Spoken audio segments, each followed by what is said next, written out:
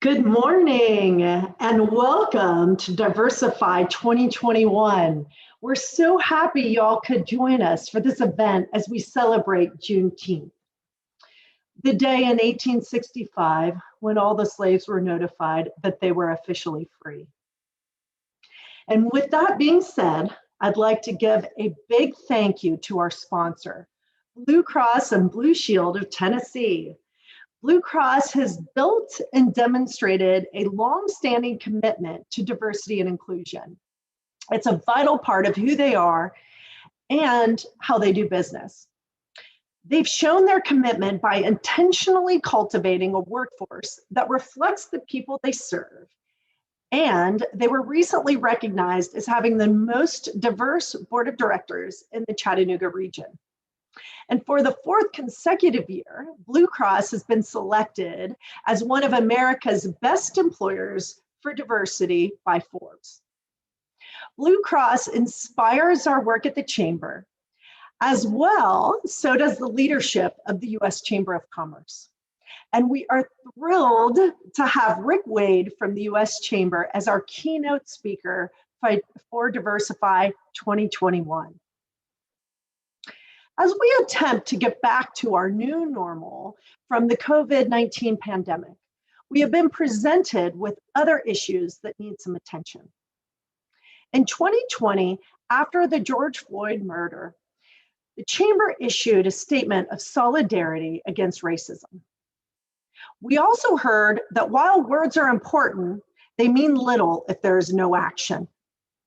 So now we have taken it a step further to issue our CEO Racial Equity Pledge. And this work really stems back from Velocity 2040, when our community spoke loudly that they wanted to make sure that good jobs and good schools were available to everyone. And this pledge, we believe, helps bring Velocity 2040 to life, as well as our economic development strategy, Chattanooga Climbs. As this pledge is for business leaders and employers to show their support to strengthen our economy by building more inclusive workplaces. We've been working with many organizations on initiatives that aim to improve inclusion strategies, and we hope we can count on you for your support also. You can go to our website, chattanoogamchamber.com, and click to sign the pledge. And one of the things we've been so thrilled about is all the partners who are also building great work around diversity and inclusive efforts in Chattanooga and Hamilton County. We thank our plethora of partners who are also rowing in a direction to build a more inclusive Chattanooga and Hamilton County. And as a part of the Chamber's efforts to grow in our journey, we've brought on a dynamic Vice President of Diversity and Inclusive Growth, Lauren Steele. And we're thrilled to have Lauren on our team. He has lifted up our Racial Equity Pledge. He has walked alongside our brilliant Darian to bring to you today's event and a whole body of work around diversity, equity, and inclusion.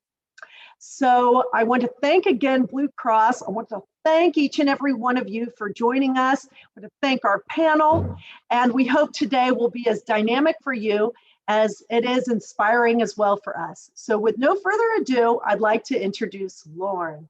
Thanks, Lauren. Thanks, Christy. It's a pleasure to be here, guys. I don't see myself here. Okay, so hey, it's great to be here. Looking forward to, I don't see myself here. Lauren, you're good. We see you. Okay, sorry about that. Good morning, everyone. It's great to be in Chattanooga, and I say that with a great deal of enthusiasm today. Recently was able to relocate from Atlanta after coming on board with the Chamber back in November. So it's great to be here all of less than 2 weeks. I'm thrilled to be in the scenic city. It's earned its name. It's a beautiful place, beautiful site, and I'm excited about the opportunity. Also, I just wanted to talk a little bit more about my background with regards to this opportunity to be in various sectors throughout my career, in multiple regions in my career. And in that space, being able to draw on experience and sort of grow my toolkit with the hopes and aspirations of bringing that to full bear here in the great city of Chattanooga.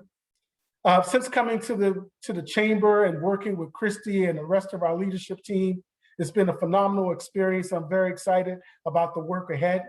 I look forward and I ask for your continued support as we move forward with our CEO pledge.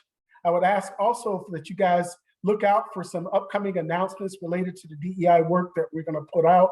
This includes the upcoming DEI forum, which I'll talk a little bit more about later on at the conclusion of this program. Having said that, I just really want to take a minute just to pivot, just to take some time to introduce today's speaker. Today's speaker and I, actually, we met back in undergrad. I can't believe it's been that long. We don't tell him it's been forever.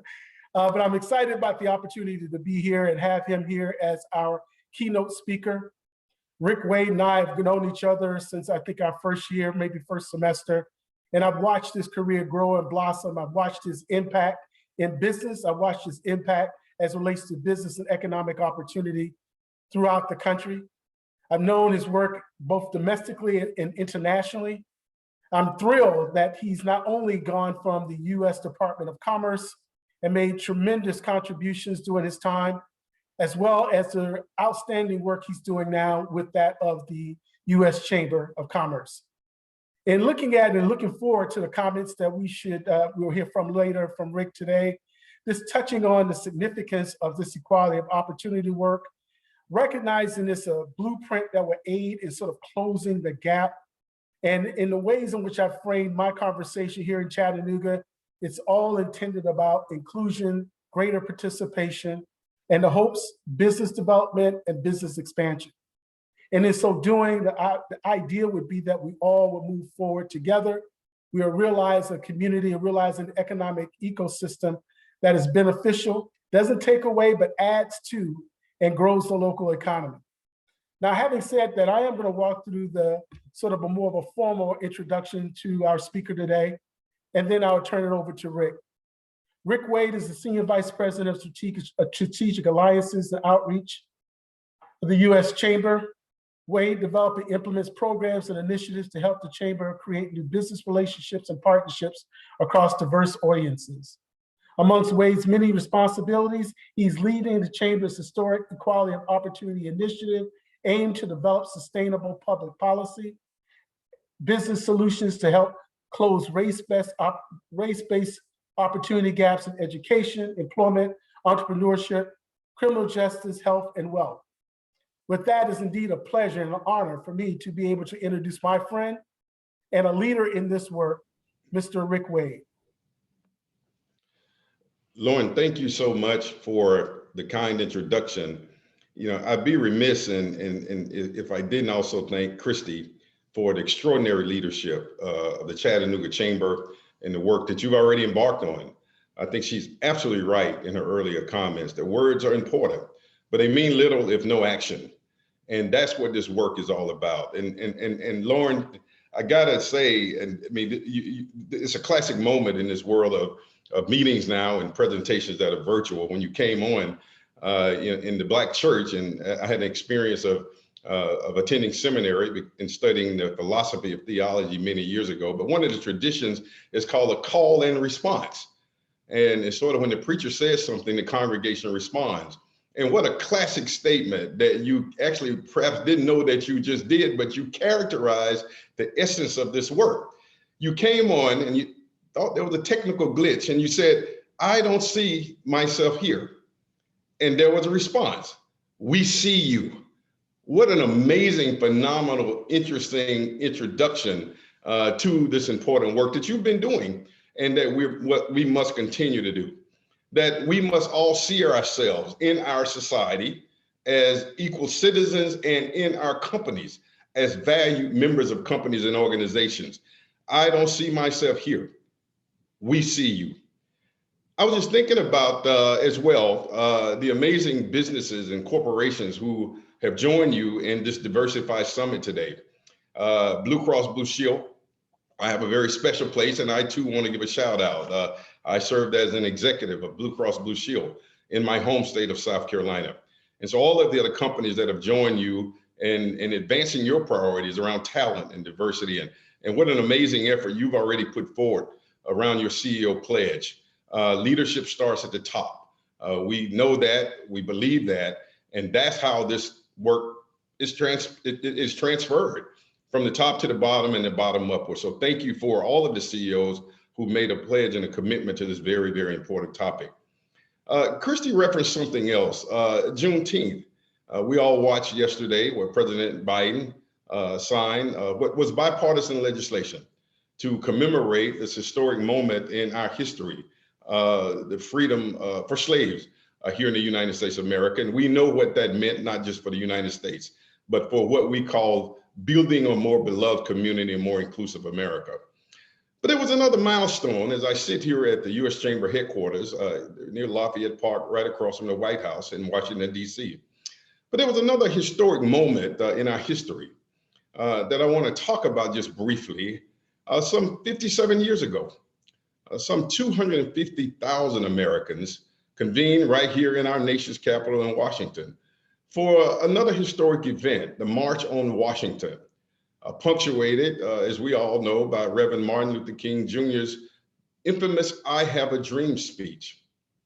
But often overlooked, some half century later, is that the full meaning and the full name and the full gathering was actually called the March on Washington for Jobs and for Freedom, with a very heavy focus on closing the stark gap in employment and economic opportunity and prosperity, the gaps that existed then between Black Americans and white Americans. And here, more than a half century later, while we've made some progress, and yes, we have made progress, and we must celebrate that progress, but the reality is that that stark gap still remains. And the work to close it remains as important and urgent as ever before. Still today, the opportunity to obtain an education, to secure a job, to start a business, or simply provide for your family is oftentimes, or in many times, determined by the color of your skin. For decades, Black unemployment rates have been consistently twice as high as white unemployment rates. Black students are twice as likely to attend high poverty schools than their white peers. And Black business owners still struggle to access the very capital that's needed to grow and expand their business ventures. Additionally, Black Americans are more likely than whites to be arrested, to be convicted and sentenced, making it even more difficult and sometimes impossible to re-enter the job market and build a new and better life.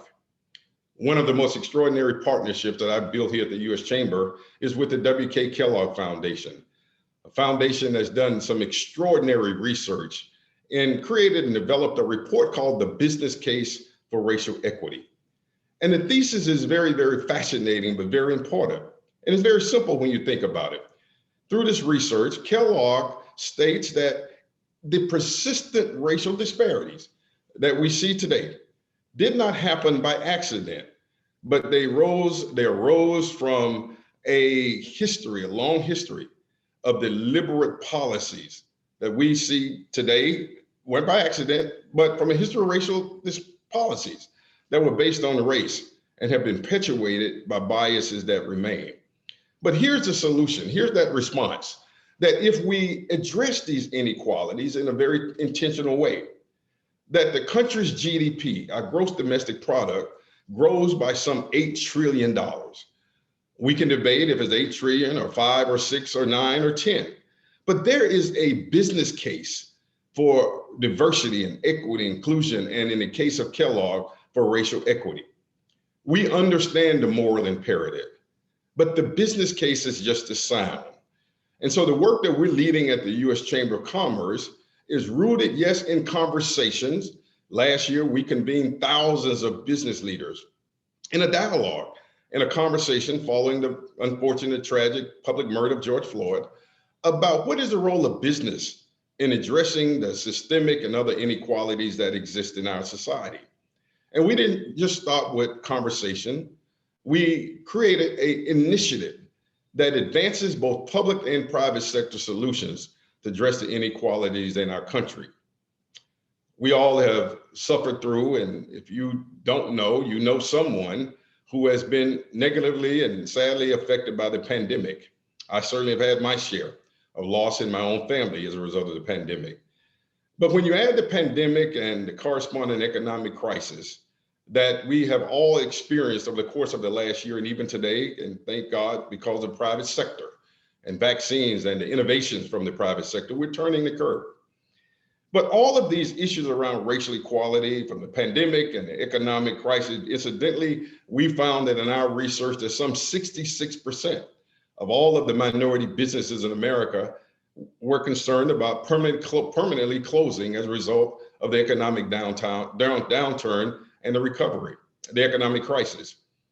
41%, according to the Institute for Economic Research, of Black-owned businesses, of which there are 2.6 million in America, have already closed.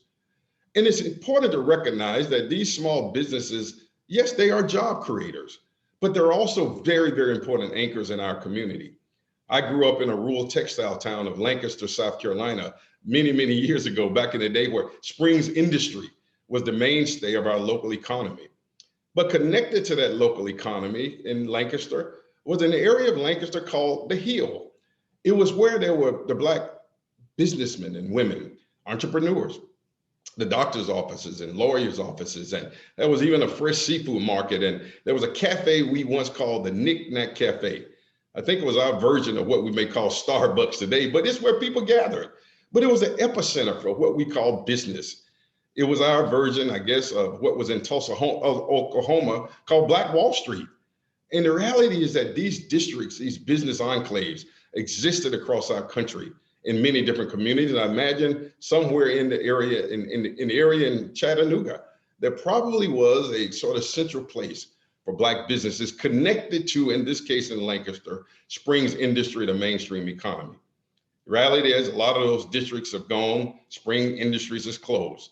And what we witnessed over the years was a decline in the social and economic organizational structure of Lancaster. We watched this play out in Detroit. We watched it play out in Gary, Indiana, back when there was a steel industries. And so we have to be very intentional in understanding that business and industry play, quite frankly, what I believe is the most incredibly important role in not only advancing racial diversity, equity, and inclusion in our companies, but advancing what we call equality of opportunity across our society. Still the best weapon against racial inequality, I believe, is economic opportunity. It is a good, well-paying job. It is the ability to be inspired, to be an innovator, an entrepreneur, and tap into that God-given ability to create your own company. Yes, civil rights, voting rights, and all of these issues are really important, but corresponding to that are fundamentally underpinning those movements, the importance of economic opportunity. And so if I can bring up the slide presentation, I want to tell you a bit more about this Equality of Opportunity initiative that we've launched at the U.S. Chamber of Commerce, and so thrilled that the Chattanooga Chamber has joined us in this movement to provide more equality of opportunity across our country. Next slide. And so as I mentioned, the Equality of Opportunity Initiative was designed to advance both public and private sector solutions to inequality in America, based on data, based on real data. And I think that Suzanne Clark, our amazing president and CEO, and incidentally the first woman to lead the United States Chamber of Commerce, an 100-year-old organization here, she said it best, that as our nation undertakes a very necessary conversation about systemic racism, we will listen thoughtfully, and lead solutions to help ensure Black Americans and people of color have greater opportunities to succeed in the American enterprise system. Next slide. And our first step, as I mentioned earlier, was just to listen and learn, just as you've done. And we did that on both a national and local level. Again, last year we convened over 500 state and local chambers of commerce and other business and trade associations, companies all across America. And we created a steering committee that included a very diverse representation of business and industry and state and local chambers, trade associations. And our partners also included, and I was very intentional, the National Black Chambers of Commerce, the Hispanic Chambers of Commerce, the Asian American Pacific Islanders Chambers of Commerce, the LGBTQ huge chamber of commerce, incidentally, which is one of the fastest growing chambers in the United States of America. But it was a very collective effort, all focused on very common goals and very common outcomes. Next slide. And the national conversation was important. And it is important that we do have dialogue, that we can find common ground through dialogue and conversation. And we're thrilled to have my very dear friend, Gail King, co-host of CBS this morning, leading an amazing conversation with our president, Suzanne Clark, and Randall Stevenson, the chair and CEO of AT&T at the time. We had an amazing array of business leaders throughout a 2-hour summit last year that included not just CEOs, but the Kellogg Foundation, even Kareem Abdul-Jabbar, a legendary NBA player, not because his sports capabilities, but because of the work that he's doing in STEM education, bringing more Black and minority kids into area of STEM in the state of California and across the country. Next slide. And this is very important, that we moved, as Christy talked about, conversation and dialogue is important, but it's about real action. And I believe that the bridge between conversation and real action is data. Our work is rooted in research and data. And the Chamber has built just a treasure trove of data that you can find at uschamber.com, Equality of Opportunity Initiative, that I hope you would draw from. And we've created now a template that we'll be sharing with state and local chambers across the country as a model to be able to be that bridge and root this work in data and in facts. Some of the data, as I mentioned earlier, that Black students are twice as likely to attend high poverty schools. Black Americans are 12% of America's workforce, but only 9% of workers in high earning management and professional positions, 12% of the labor force, but only 9.4% of business owners in America. And the data is just very rich. And this is important because if we can understand the data, we can then understand the gaps that need to be filled and put forth the solutions to be able to address those gaps and disparities. And I'll talk about those just in a moment. You think about it, even in wealth, the disparities are stark. At $171,000, the net worth of a typical white family is nearly 10 times greater than that of the average Black Americans. And there are a number of issues around that we're seeking to solve for. And so being intentional, using data to guide the work that we're engaged in. Next slide. And we decided, based on conversation and the research and the data, to focus on 6 different domains: education, employment, entrepreneurship, criminal justice, health, and wealth. Next slide.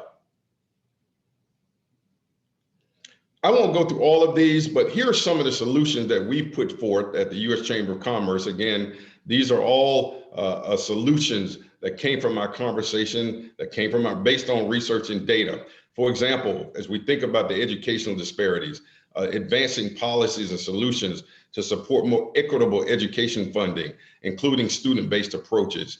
How do we think about expanding K-12 school choice options, promoting career and college readiness, closing the digital education divide, which we've seen front and center as a result of the pandemic, that in many of our communities, that there's still gaps in broadband access. And that creates a real problem as our students have now moved to a virtual learning platform. Thinking about improving secondary education transparency. So these are some of the solutions and more that we're advancing in the Capitol in Washington, and that we're often seeing at the state and local level, these issues being taken up as well. Next slide. On the employment front, promoting diversity in corporate leadership, we announced back in February, again, being very intentional and based on the data, that we must understand that workforce diversity is not just at the frontline employees, but it's corporate leadership, it's corporate boards. We launched this year what we call the Corporate Board Accelerator, working with the National Association of Corporate Directors, committing to identify, prepare, and connect 250 Black executives to corporate boards between now and the year of 2022. Very intentional, very measurable. Other areas around employment, promoting investment in opportunity zones so that we can create an opportunity to strengthen the districts in which those poor schools that I mentioned earlier, in which they reside. Expanding talent pipeline management, a program of our U.S. Chamber Foundation to underserved communities. We gotta recognize that childcare affordable and quality childcare is a very, very important issue as we think about people returning to work front and center and clear. We're seeing that how that is playing out negatively in terms of people returning to work now as we end and turn the curve on the pandemic. Promoting and improving internships and apprenticeships, that very rich experience, which I can speak to as well, having been an intern in so many different companies, not just during my collegiate year, but even apprenticeships while in high school, opened my mind and exposed me to the rich world of business. Next slide.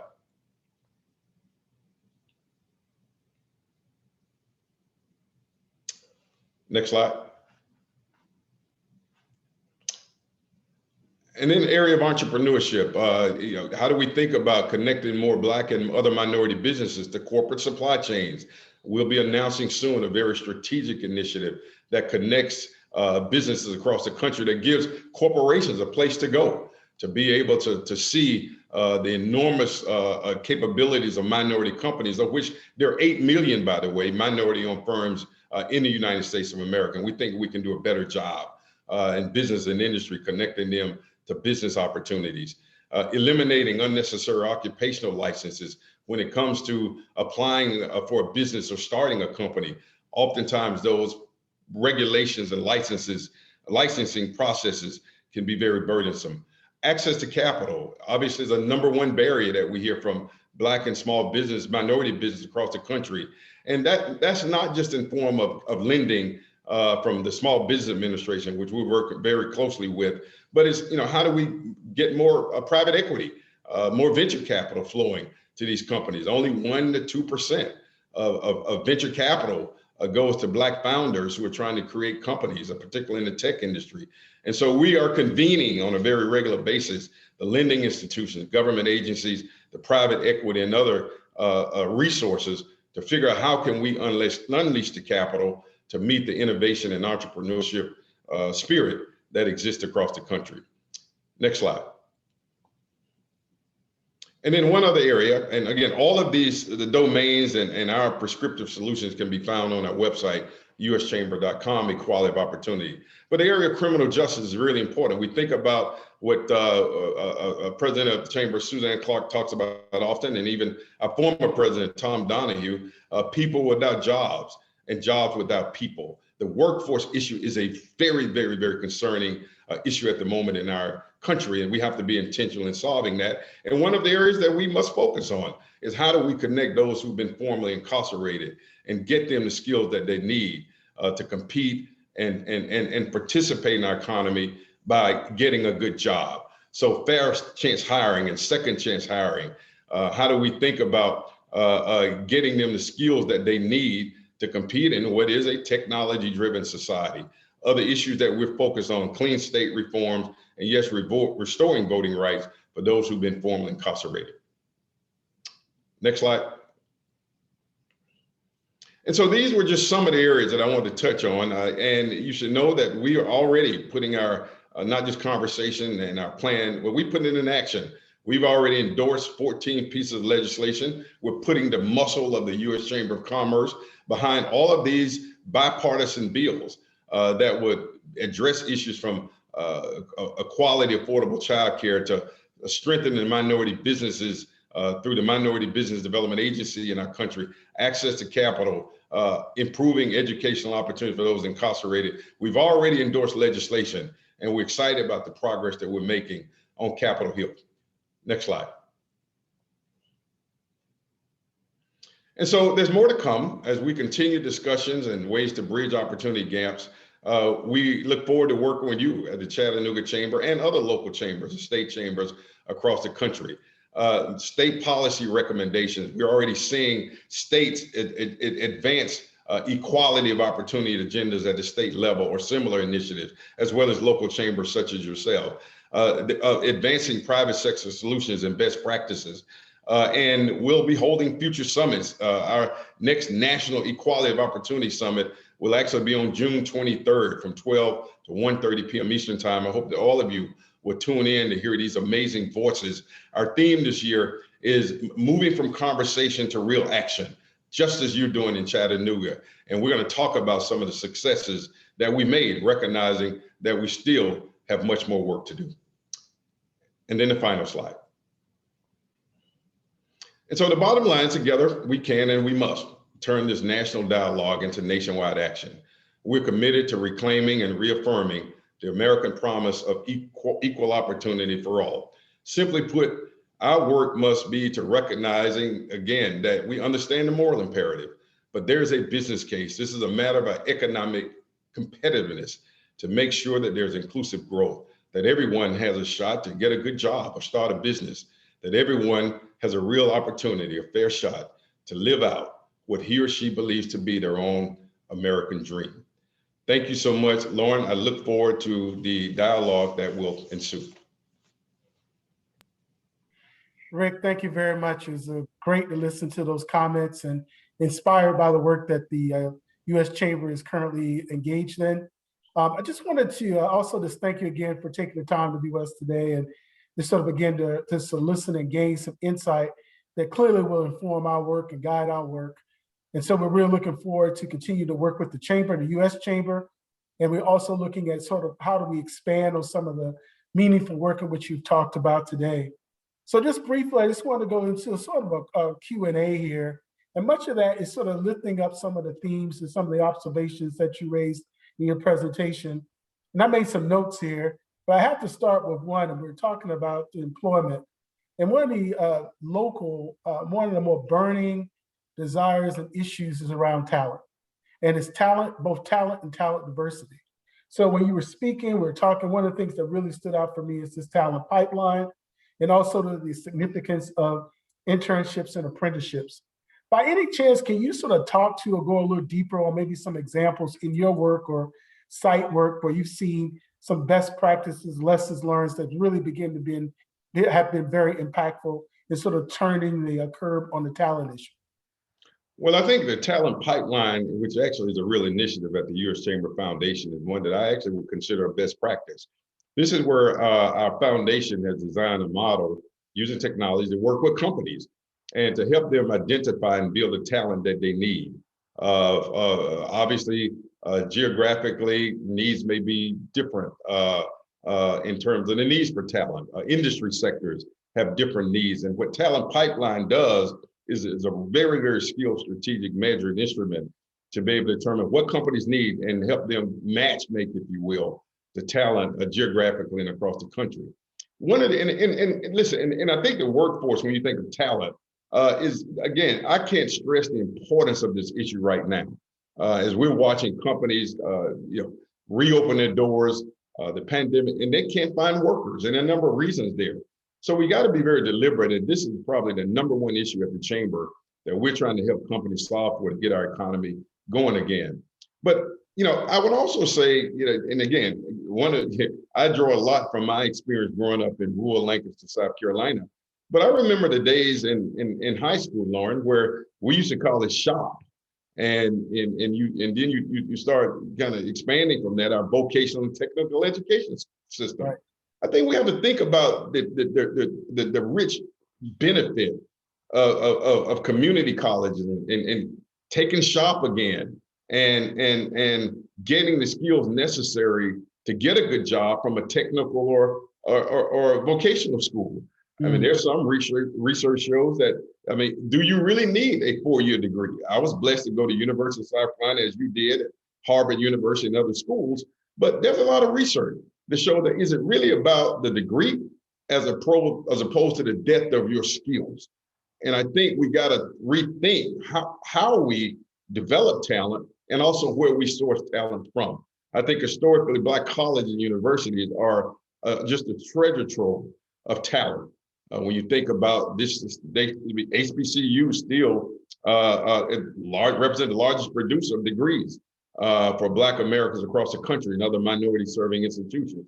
And so I think we just have to be deliberate, and we should never have a problem, in my estimation, of saying that we cannot find good, diverse talent.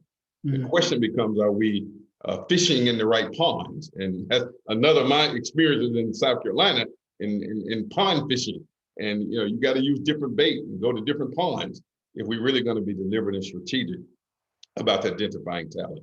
And the last thing I'll say which we're seeing across the country, is an extraordinary investment of companies that are investing in upskilling and skilling. And that's extremely important because it's not just a government responsibility, but it's public and private sector working together.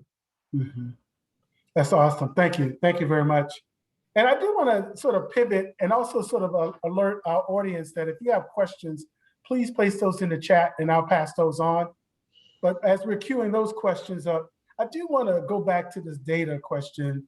And that seems to be, you and I have gone back and forth on that in conversations about the power of carrying that data message forward. And I think you touched on that you guys are exploring or developing a sort of a template that can be replicated and can be used in other places and spaces. So could you touch on that a little bit more?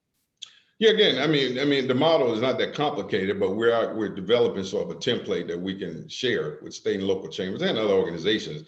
And it just is a research model, if you will, a framework, as we did with our EOI, Equality of Opportunity Initiative. It's just, how do you bring all of this research, and similar to what Kellogg did, whether it's in education or criminal justice, and creating an economic correlation, I think is the piece that is perhaps unique in our approach in addressing equality of opportunity. So more to come on that. It's in the development stage. But let me make another point when you talk about data. I talked about the Kellogg report and the meaning of addressing what we call equality of opportunity in health and education, housing, and all of these public domains. But here's the other part of that. Businesses, and the research is clear, whether it's Deloitte, McKinsey, and other organizations, the research is clear that businesses that recognize and embrace the value of diversity, equity, and inclusion consistently perform better across multiple financial metrics. And so again, we understand the moral case why this is important. But let me give you an example. I mean, there's a strong correlation between diversity in leadership and quarterly earnings.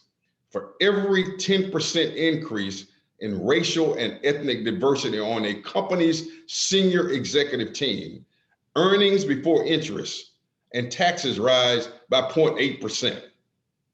What's more, one more example, companies in the top quartile for ethnic and racial diversity on executive teams are 33% more likely to have industry-leading profitability.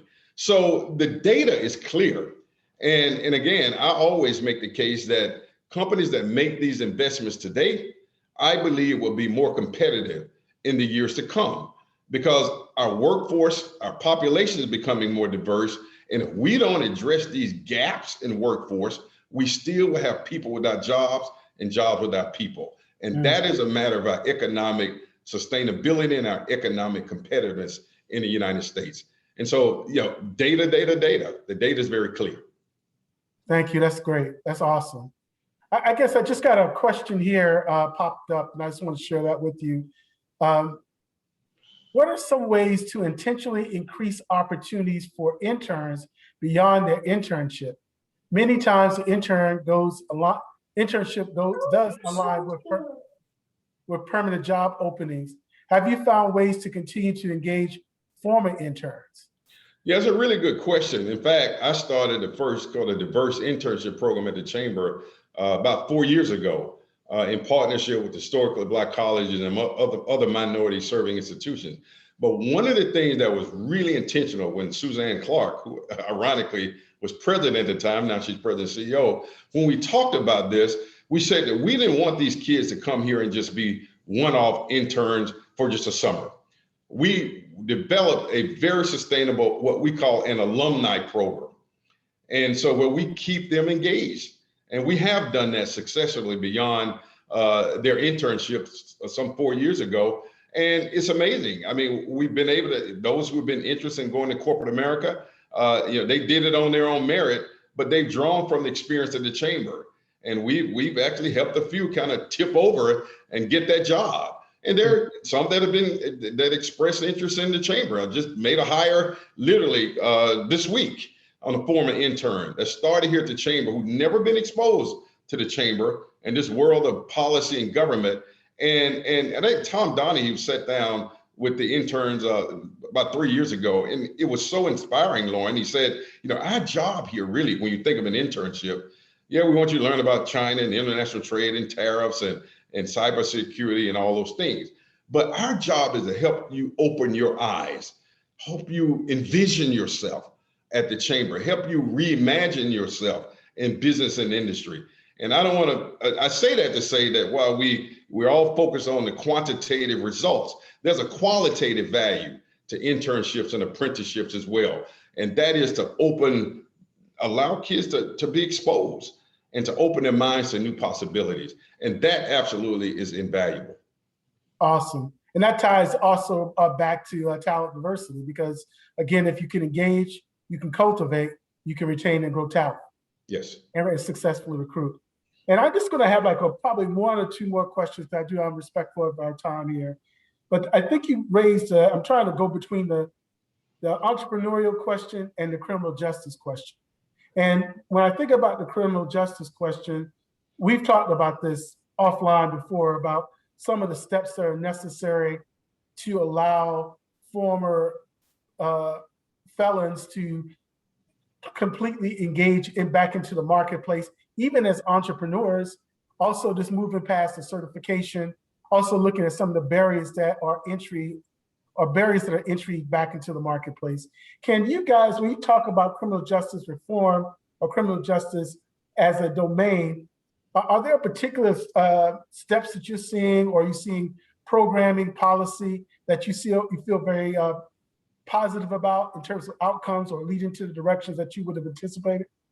Yeah, absolutely. And I would say anecdotally, I mean, it's not just the felons, but it's those who are formerly incarcerated, period. Mm-hmm. I mean, there's something to say about, having what we would usually call having a record, and how do we interpret that in terms of job opportunity and employment. But there's a lot of effort on this front from Congress. I know that President Biden and even, quite frankly, on the previous presidents have sought to make this a priority. And we're seeing a lot of movement in this area. It just makes sense. Again, these are folks that have done their time. They're transitioning back in our society. And the question is, are they better off when they leave than they were when they went? And part of that solution has to be their ability to get a good job and enter back into our economic mainstream. And it's not, in addition to second chance and fair chance employment. One of the things I'm interested in, and started having some conversation, there's legislation on Capitol Hill about entrepreneurship. To some extent, I think everybody has a spirit of innovation. The question is, can we tap into that and help them develop that spirit into starting an own business? So that's one of the areas as well that we're beginning to work on, in addition to helping them and finding legislation. And there are a lot of companies, by the way, who have really made this a big priority. And at a time when, as I mentioned earlier, we have so many millions of jobs that are open, but we don't have people, we got to solve. And we think that those who were formerly incarcerated could be a tremendous pipeline to help fill those jobs. Given the skills, being intentional, getting them into positions where they can expand and be a part of our economic mainstream and economy. Well, Rick, you and I can go back and forth on this all afternoon, and I really appreciate your time. Any kind of additional closing comments or questions that you may want to raise at this point? Well, again, let me just end by saying thank you, and let me say publicly congratulations on your new role. Obviously, I'm a huge proponent of the chamber family across the country. It is the spoke, it's the hub of the community, and thank again your leadership there at the Chattanooga Chamber for being a part of the work of equality and equity and diversity, and understanding not just the moral imperative, but the business case, the economic reason as to why we do this work. So we're here as a resource. I've not been to Tennessee in a while, I will promise you. Now that we're getting back on planes, I look forward to maybe visiting Tennessee and stopping by Chattanooga. And then finally, let me also say to you and all of the other dads who are in the audience and listening, happy Father's Day as we approach Father's Day this Sunday. So thank you again for having me. Thank you very much, Rick. We appreciate it. So at this point, I just want to take a minute and sort of acknowledge some of Rick's key points. And then also I'll introduce the facilitator for our afternoon panel discussion, Dion. But just want to sort of advocate or elevate some of the comments that were raised by Rick. And again, thank him for joining us today and providing this great wisdom and insight. I think it gives us some good direction, some great focus, some great tools as to how we go about moving and advancing our work. So having said that, just to sort of elevate some of the key points I thought that were part of today's presentation. Again, I thought the discussion associated with data research to help inform the directions for which this work will take is going to be critical. And looking at best practices as we go forward will also inform the work. Definitely enable us as members of the Chamber and the broader Chattanooga community to align the research and the data in ways to help us address some of the broader issues. I think also this touching on issues of talent. We've talked about that, this talent pipeline management issue. That's something that's really important to the city of Chattanooga, very important to the Chamber. Again, just sort of looking at models that we can lift up and to also share information that not only informs the employers here in the great city of Chattanooga, the Chamber as we go forward, builds on some of the existing work that the Chamber's engaged in. But again, looking at tools, looking at best practices that can aid our efforts. I think finally, it's a conversation too, just looking at the criminal justice system and thinking about how to look at reentry, looking at barriers that prevent folks from engaging and participating in the marketplace. These are ways in which we, again, can expand opportunity, build economy in ways that will be meaningful and moving. So having sort of laid out a few of the key points, and there were several others, and I'm quite sure as we get into our conversation a little bit later, there will be some other things that are elevated in that conversation. But having said that, I know we're about 10 minutes ahead of ourselves, but I do want to provide an introduction to our moderator for this morning's discussion. Dion Jenkins will serve as our facilitator, our moderator. She's the Vice President of Diversity and Inclusion for Tennessee Valley Credit Union. She will lead our discussion with our panelists shortly. So we're gonna take, I think, maybe a short break, and then the next person you'll hear from will be Dion. I just wanna thank you all for participating and joining us at this point. We've really enjoyed the opportunity to listen to Rick's comments and go for those and hopefully build from that information as we think about our work within our organizations, our corporations, and of course, here at the Chamber of Commerce. So having said that, I want to pass it on to Dion. Dion? Lauren, thank you so much for that. That was a powerful keynote that we had the opportunity to listen to today. And I know for us at the credit union, I am very grateful to work for an organization and have a CEO who really believes in diversity, equity, and inclusion. And our CEO, Todd Fortner, was really instrumental in making sure that at the credit union that we serve our members in this capacity and that we serve our community around these efforts. And so what you probably know, but others may not, is that he has signed the pledge for racial equity. And that's really big for me. And it's important to us because it shows his true commitment to the work, and it shows our executive team and our employees that we really are committed to creating an environment, a sense of belonging for our employees, for our members, creating services for them. And I really am grateful to the Chamber for creating that pledge and reaching out to the business community in that effort. So I know at this point, I'm going to turn it over for the commercial break. And then when we come back, we have a great panel discussion with two gentlemen who are really putting fire to action as it relates to DEI work. So let's roll that commercial.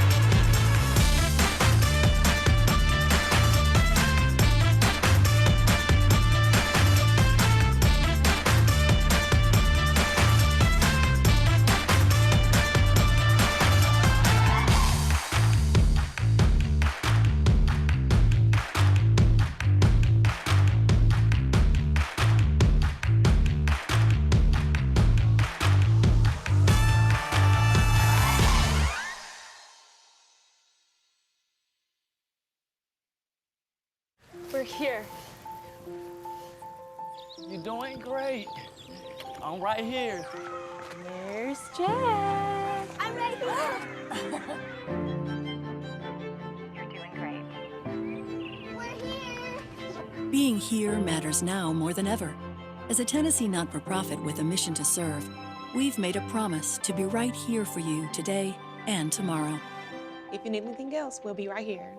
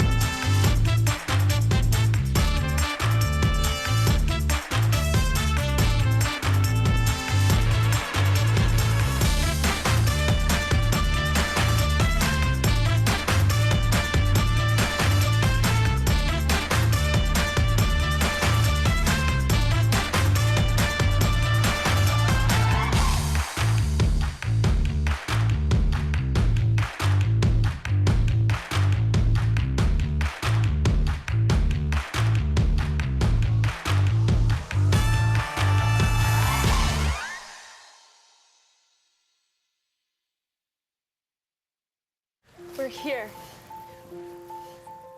You're doing great. I'm right here. There's Jack. I'm right here. You're doing great. We're here. Being here matters now more than ever. As a Tennessee not-for-profit with a mission to serve, we've made a promise to be right here for you today and tomorrow. If you need anything else, we'll be right here.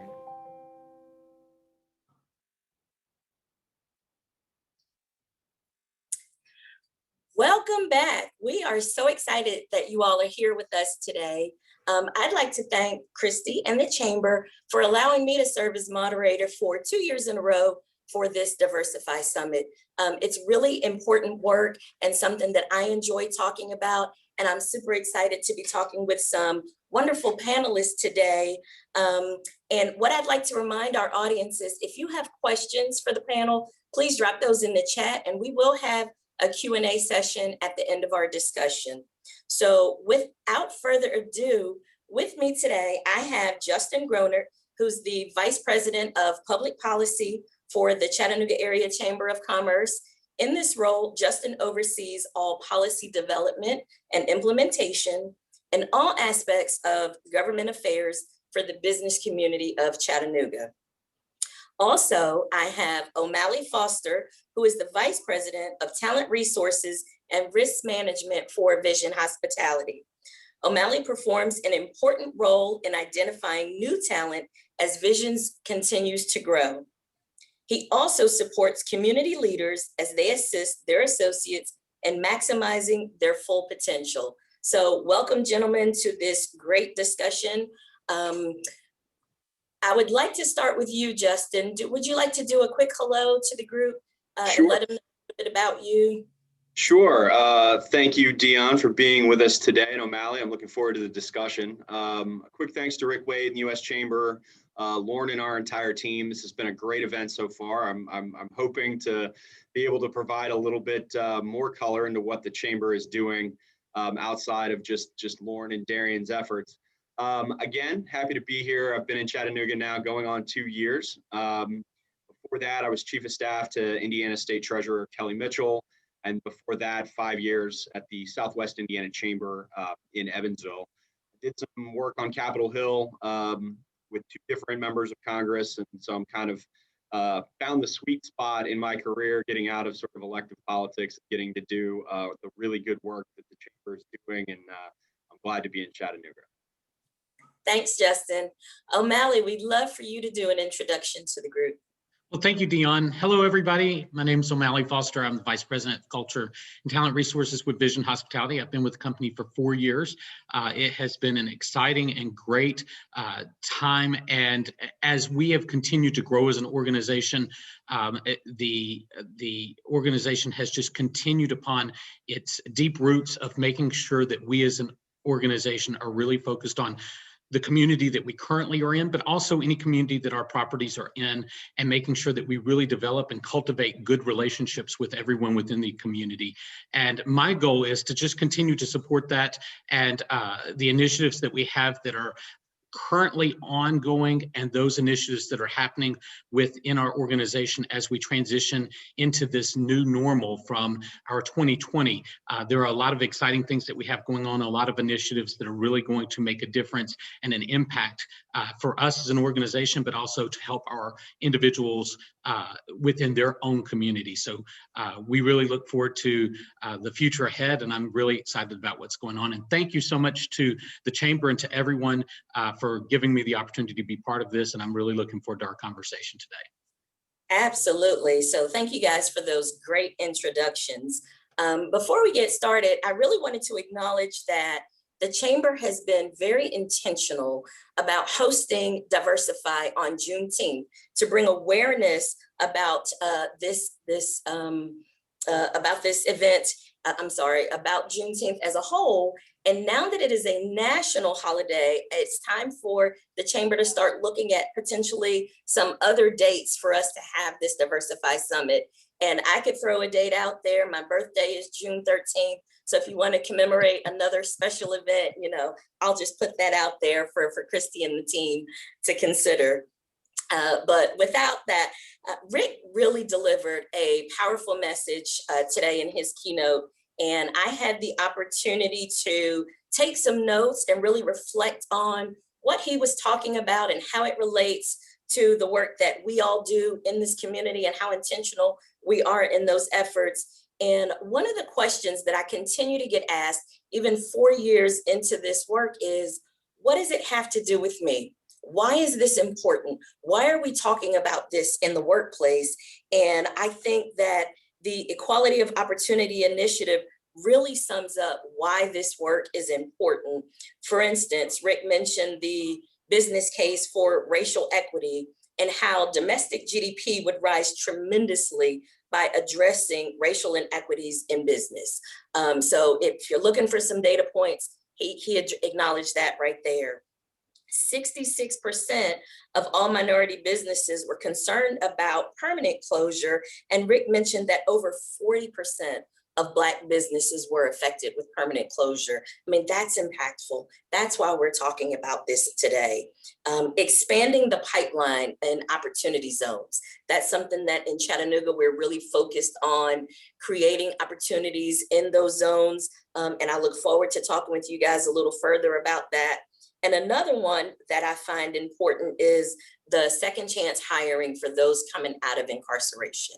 I have a statistic here. According to the Glassdoor, 67% of job seekers and entrepreneurs consider diversity an important factor when considering employment opportunities and doing businesses with organizations. And more than 50% of them want the organizations to do more to increase diversity. So if you're in question about why this conversation is important, why we're here today, hopefully that will help you all to kind of think that through. And so those were some of my key takeaways from that. O'Malley, what were some of your takeaways from Rick's presentation today?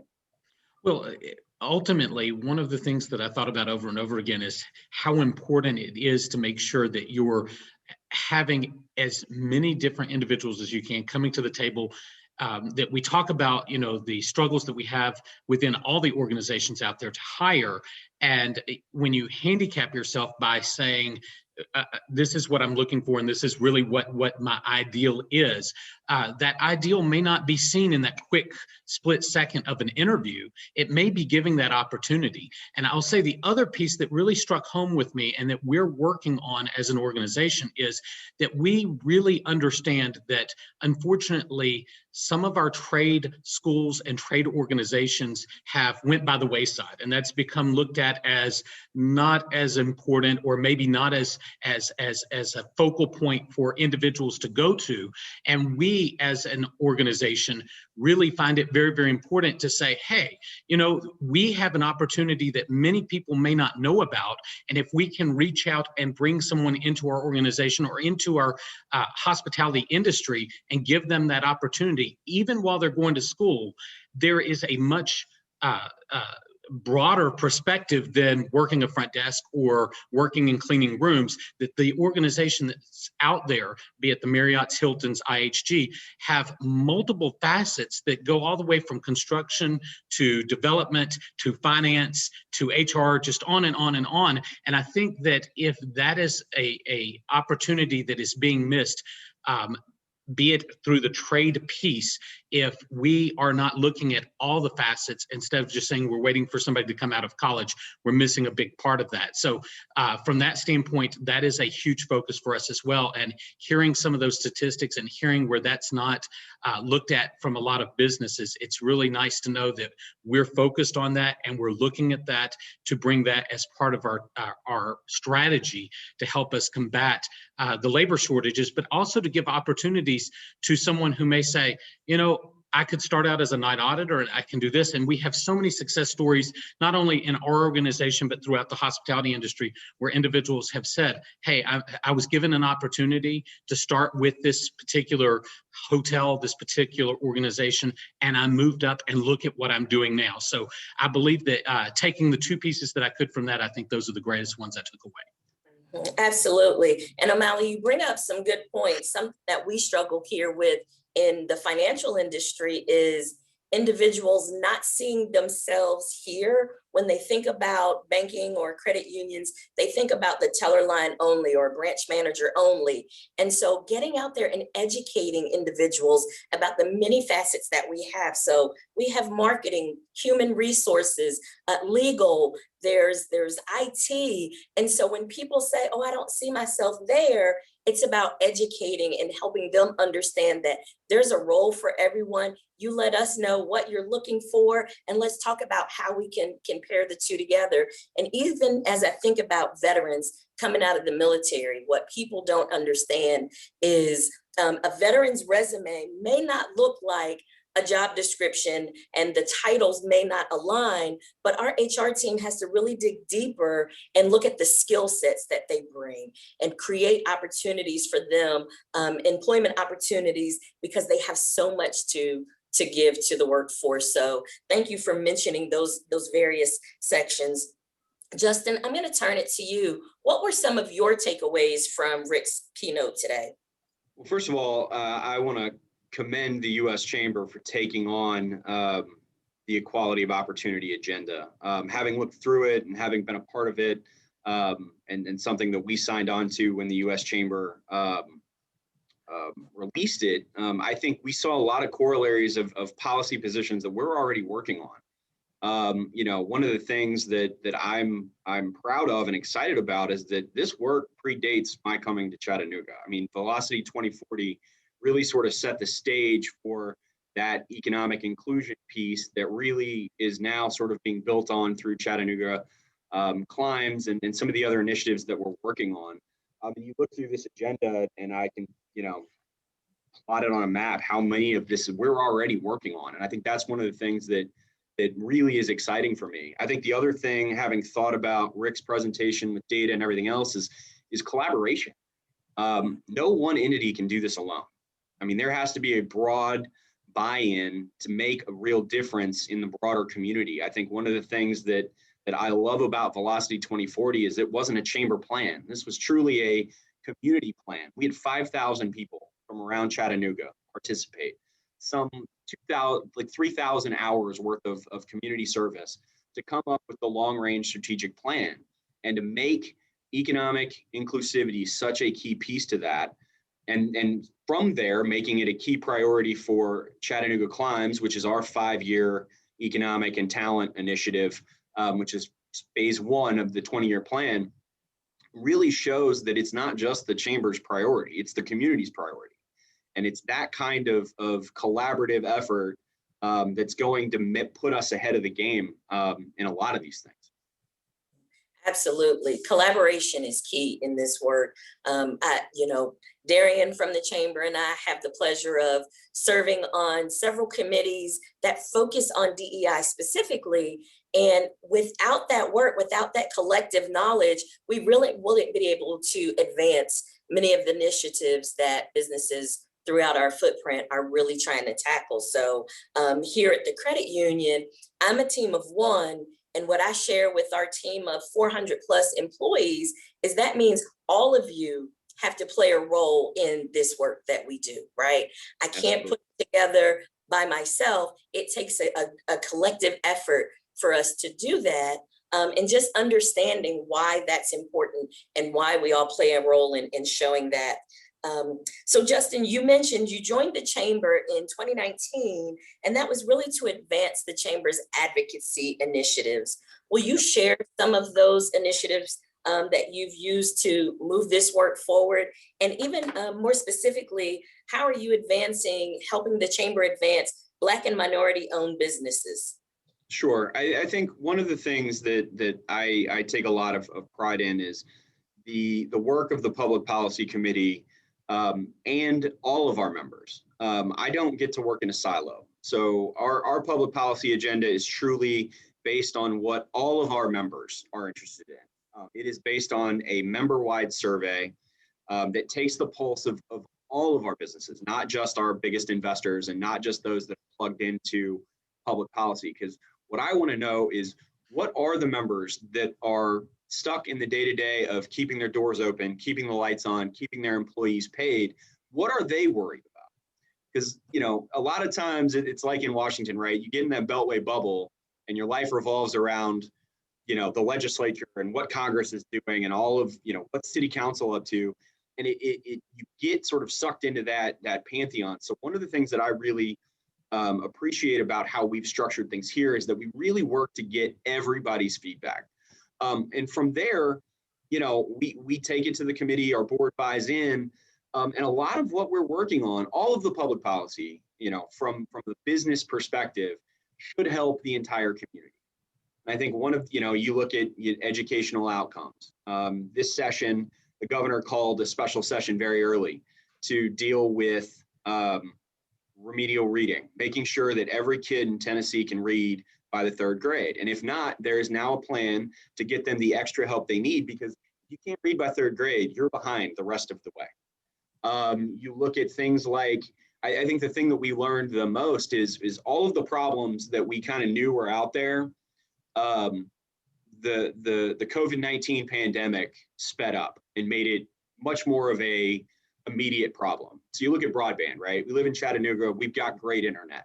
We are blessed beyond measure to have been in this city at this time when the world went remote. However, there are still plenty of people in Chattanooga that don't have access to internet. And if you look at what EPB and the school systems and the enterprise center and some of those folks were able to do to create mobile hotspots, to now this week they announced a partnership to get free broadband to underserved communities through the school system.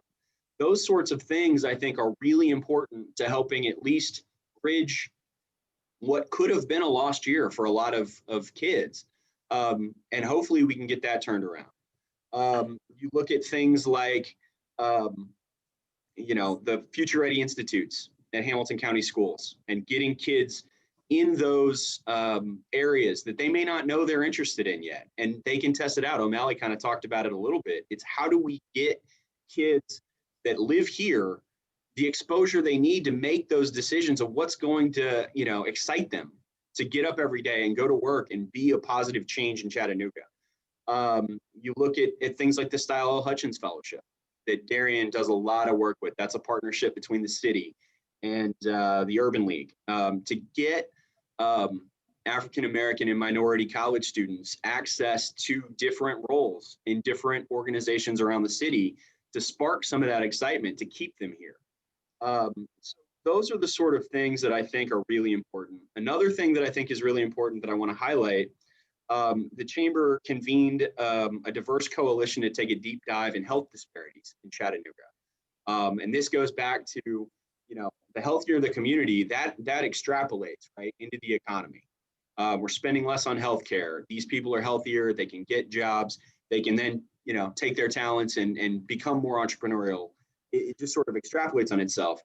And it's a way for us to get the deep data that we need to actually find out where we are as a community in terms of health disparities, and provides us the ability to find those measures that can help bridge those gaps and shrink that disparity, and hopefully ultimately get it all on an even keel.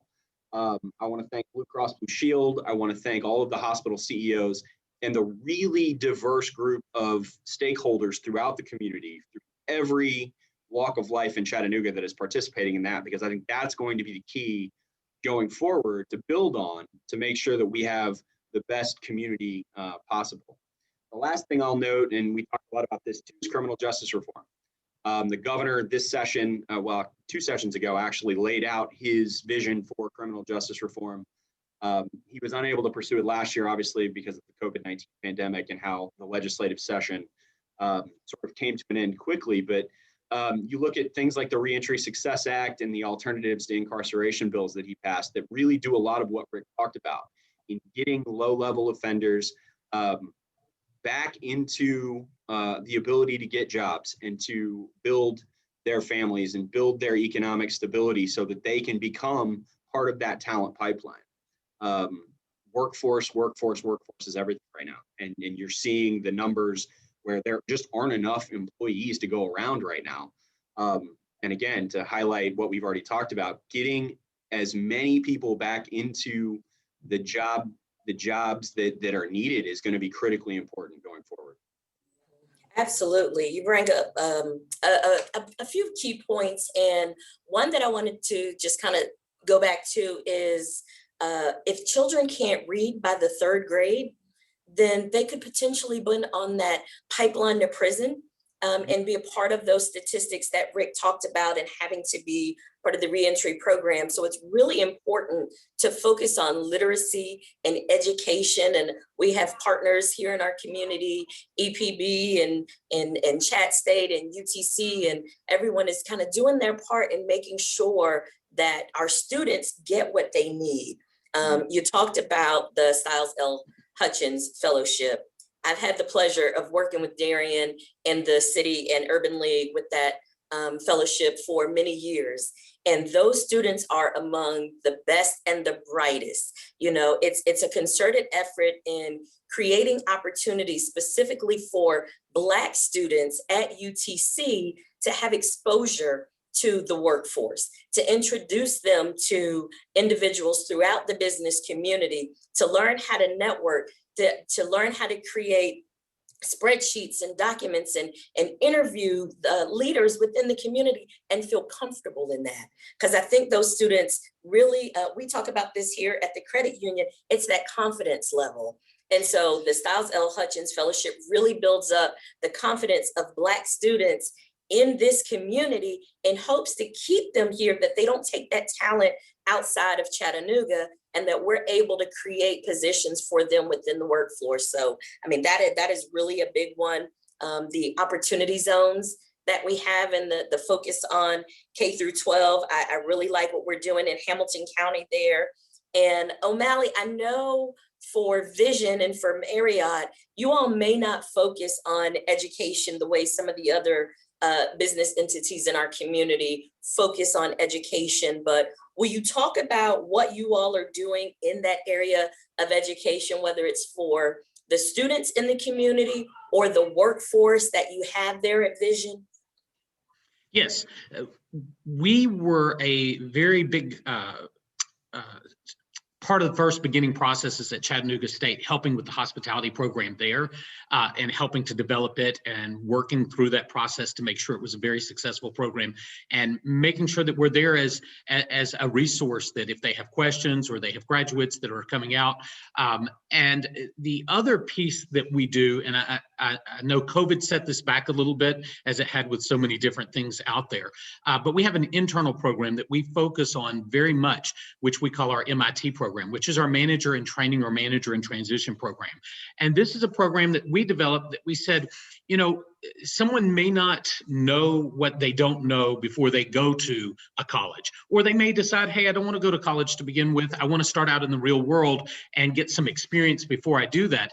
So when they come on with us, if they raise their hand and say, hey, I'm interested in learning more and being developed, and then maybe taking that college course along the way, what can I do to find out if this is right for me, if this is the path for me? So we have a path that is set up that really kind of tiers different levels there for someone that may be coming in that's never been a manager before, they've never supervised, they've never developed, and work on those core basic skills so that they can really get a good understanding of what it means to communicate effectively, what does it mean to have additional responsibilities, what it means to actually track what you're doing and making sure that you have follow through and follow up.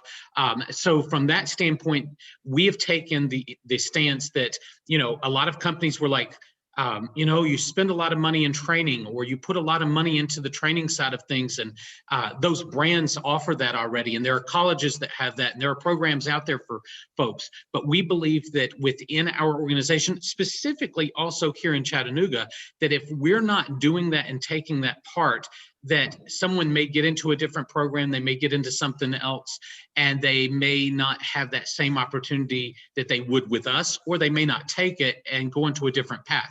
So we're really starting at that forefront to say, let's get folks in, let's really work with them to understand what it is to be moving through that track, and whether they decide to do that and then even leave us, giving them those grounded skills that they have to be able to carry to another organization or to carry into a totally different thing. They may be taking nursing school and become a supervisor for us and even a manager for us, to take those skills that they've learned from us and utilize those in their future careers. We kind of, we know that really puts a feather in our cap to say, we're doing something bigger than just our organization. We're doing something that's going to impact everywhere that we're at. So from an educational standpoint, I can say it over and over again, we are really focused on developing those who are coming into our workforce. And it's not easy. I won't say that it's just raising my hand and now you're going to put a badge on me and say, you're going to be our next supervisor, or you're going to be our manager, and you're going to continue forward in this path. There are challenges to it, but it's the realistic challenges with the support that we provide them within our organization. So I can say over and over again, that is kind of our secret sauce that really helps us to say, you as an individual have needs, wants, and we want to find out what those are and help you be the best you can be.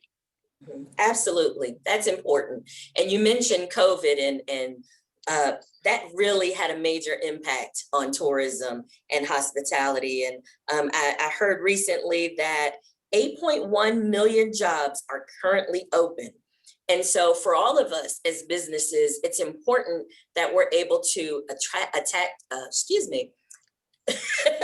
that we're able to attract talent, that we train the talent once we get them here, which sounds like something that Vision is doing very well, because we want to retain that talent.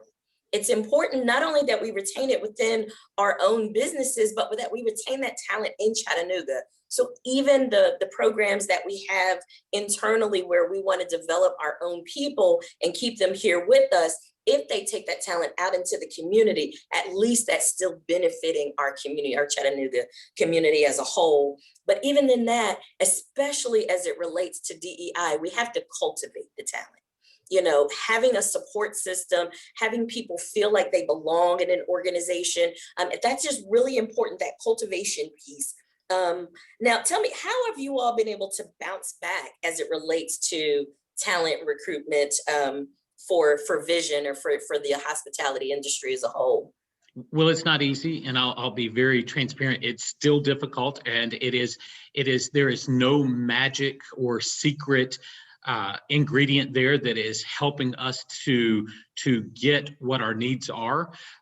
We are doing everything we can under the sun to really promote our culture and talk about who we are as an organization, as a business.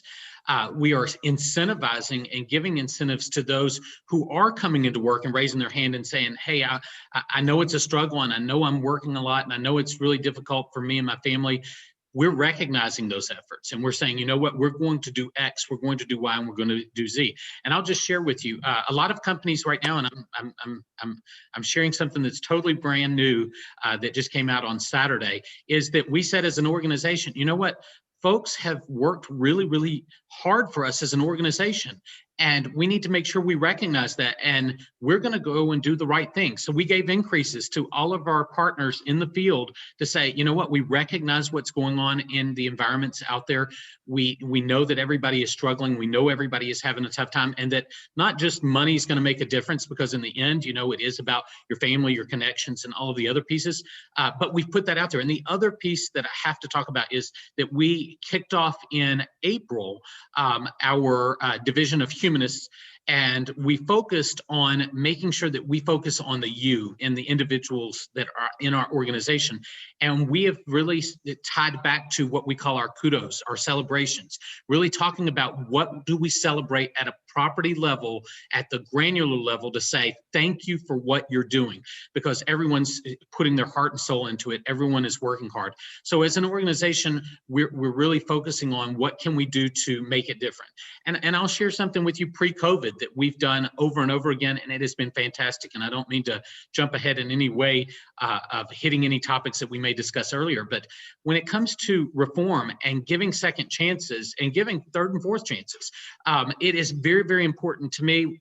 Way back in my first HR career, I gave an opportunity and said, kind of fought a battle, and I hate to say that, but there was a stigmatism that if someone had been incarcerated, if someone had a record, or someone did something that just did not fit in that box, they weren't worth being hired. They were not given the same opportunity as someone else. But we could give them an opportunity that may be lesser. And I fought that, and I said, you know what, as HR, I'm not going to hear that. What I want to do is X, and believe in me. That's what you hired me to do. And I gave this individual an opportunity to work with us, and I can say they've become a senior level of management within the organization that they're with. They are a strong force within the Chattanooga area.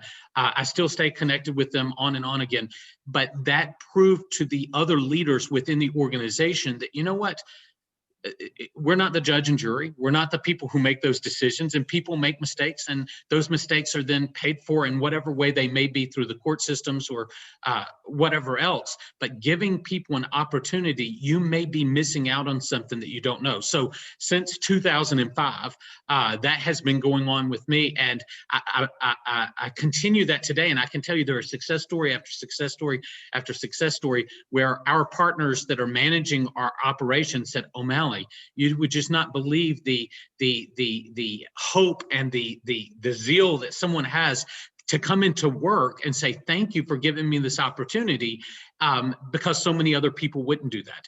And I also work with another program outside of Vision that I spend time with, and that is for women who have been incarcerated, who are trying to get that second chance, and teaching them the skills on how to interview and how to go through the process, so that they are being able to discuss what's happened and have those conversations openly and say, you know, if you're looking for someone to work, and that's really what our conversation's about, and you're looking for someone to be part of your organization to make a difference, let's talk. And being able to have that conversation and build that strength is huge. And I can say over and over again, our organization has reaped the benefits tenfold by looking outside of the norms of what most organizations may think are right for a particular position or whatever it may be, and giving those opportunities to individuals that we go, let's take a chance, and they've turned out tenfold to give us a lot of rewards. So. And I also want to note too, Dion, you know, I was probably 2 weeks into my job in Chattanooga before Councilwoman Coonrod got a hold of me and talked about this very issue. And you want to talk about a shining example of this kind of thing. It is her. And I was over the moon excited when I saw that she was at the governor's bill signing, because I don't think there has been a month that has gone by since I've been in Chattanooga where she hasn't specifically asked me an update on where is criminal justice reform? Where's the chamber at on criminal justice reform? And I think Chattanooga has literally the shining example of those kinds of opportunities that are out there if we can get the systems in place to give them an opportunity. So shout out to you, Councilwoman. So you guys really are making my day in this conversation. O'Malley, back to you for a second. I feel like the Wendy Williams or Oprah Winfrey of this discussion, because I always like to get the latest, greatest details. And you dropped a lot of information on us about some things that are new and exciting and happening and revealing them on this call. So thank you for entrusting us with all of that information and sharing that here with us first. I mean, you're giving increases to employees and focusing on the you, like that's really important. And that's a true testament of an organization really putting their money where their mouth is and creating opportunities for the employees. I mean, in Rick's keynote, he gave us actionable steps that we can take to advance this work forward. And I think both Justin and O'Malley, you've both addressed how we're already doing that in this community. Justin, when O'Malley, talking about the second chance hiring, many years ago, I had the pleasure of working for a local nonprofit here in Chattanooga that provided services for women coming out of incarceration. And so the women that were involved in that program, the recidivism rates were so low because we were helping them find gainful employment. And one of our partners in that program was really the hospitality industry, and allowing us to find employment for those women and supporting them through their transition from incarceration back into the workforce. So I'm really excited about watching that work continue. I know there's always so much reform happening that things change and the process is a little different. And I think O'Malley, you may have mentioned at one point, just kind of some pushback that you all have received in helping with that program. But that's something I feel that business owners and businesses don't understand. And you talk about incarceration in the entrepreneurial space. I know Launch really does a really good job of working with individuals who want to be entrepreneurs and create businesses and sustainable businesses and creating opportunities for their families. So that's really important. And Justin, I wanted to address Councilwoman Coonrod. So we had the pleasure of having her here this week on Wednesday, talking about Juneteenth, talking about the Tulsa race riots and Pride Month. And what I mentioned to her on that call is, one, she pushed forth that whole Juneteenth thing with City Council and got it approved here in Chattanooga for city employees, both part-time and full-time, to have Juneteenth as a paid day off, right? Yep. And then, not 2 months later, now it's a national holiday. So she had the foresight to push that forward. But another thing that I talked to her about is, on our call, she talked about being incarcerated. And she talked about, what she learned while incarcerated. And I mentioned how she was involved in helping get voter rights restored for those that have been incarcerated. And she was able to get her rights restored. And not only was she able to have those rights restored, but then ran for an elected office where people had to vote for her. And now she's in her second term, right? So when you talk about second chances and giving people opportunities, I mean, that's really big. Justin, I wanted to ask you, how is the Chamber assisting small businesses in bouncing back from COVID? And how are you all helping to kind of cultivate talent to work with them on that? Sure. I mean, obviously, we didn't see any of this coming. And, obviously we spent 15 months working from home and trying to do our best to help every business in the area sort of cut through the red tape that was dealing not only with the health side, but the economic side of COVID-19. Obviously, we're in a new phase where things are starting to open up.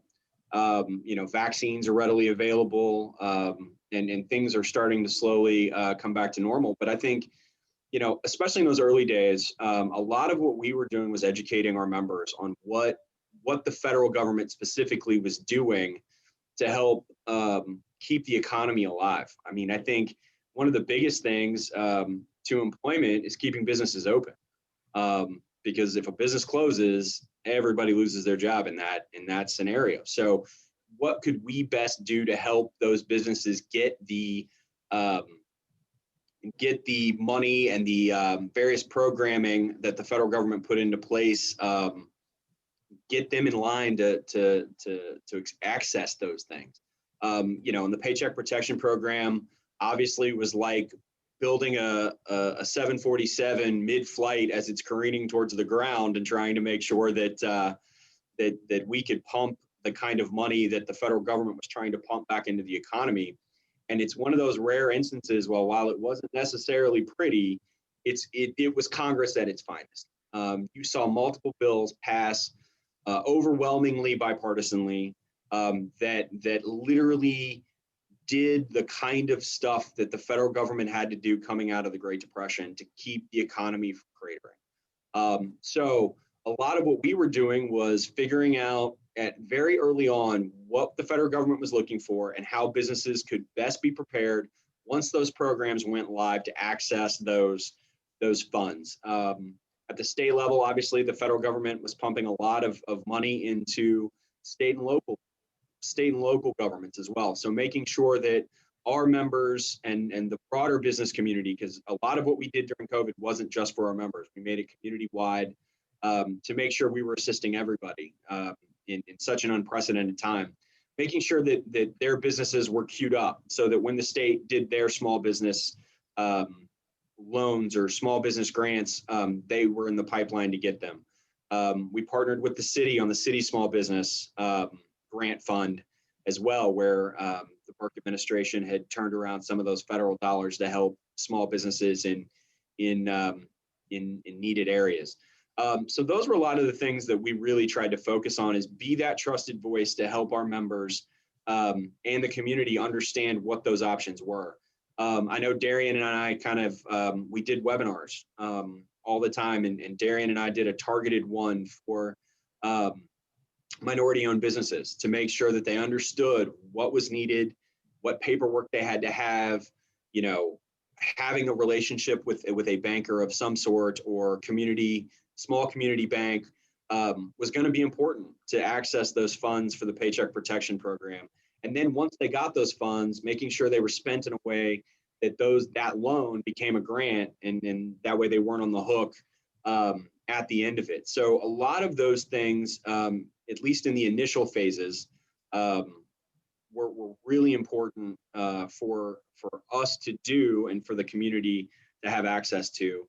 I think now, again, it's making sure that the businesses that are coming out of COVID, and as the economy starts to pick up, has the ability to have the workforce they need. I mean, we've talked about it all day here, but I mean, there are restaurants that are having to shift hours because they don't have enough employees to fill their full allotment of hours. You've got businesses that can't open because they don't have enough workers to even open right now. So figuring out ways that we can, again, get people into the jobs that are available, and making sure that we have the best workforce and talent, opportunities available to our community, I think, are the things that we've really been focused on and will continue to focus on going forward.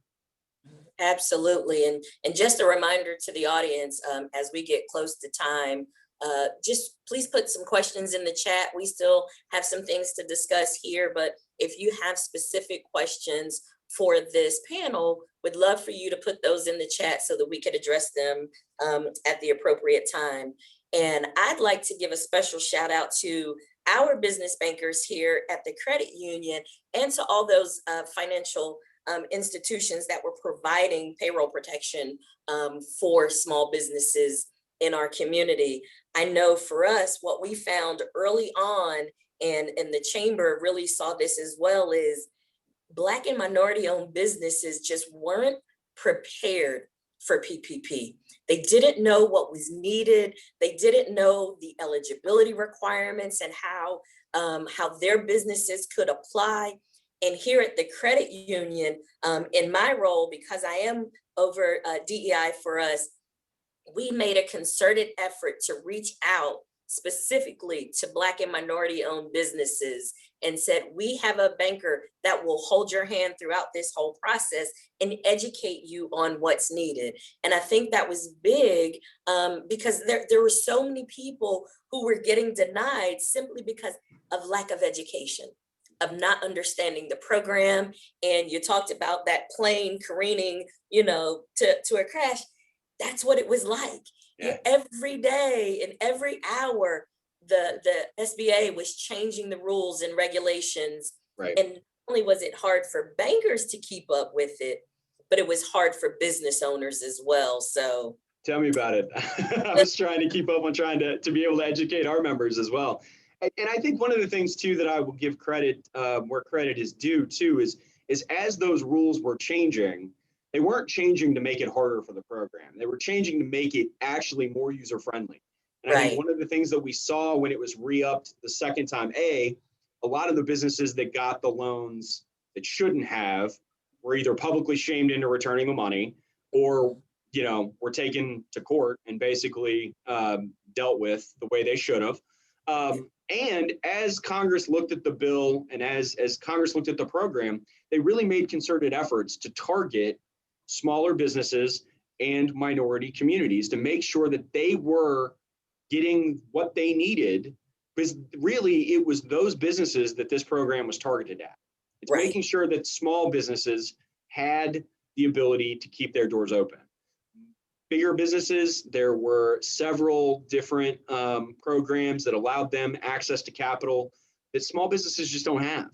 And so I do appreciate that as those rules kept changing, it was most of the time to make sure that the rules were followed and to make sure that the people that needed the money the most got it.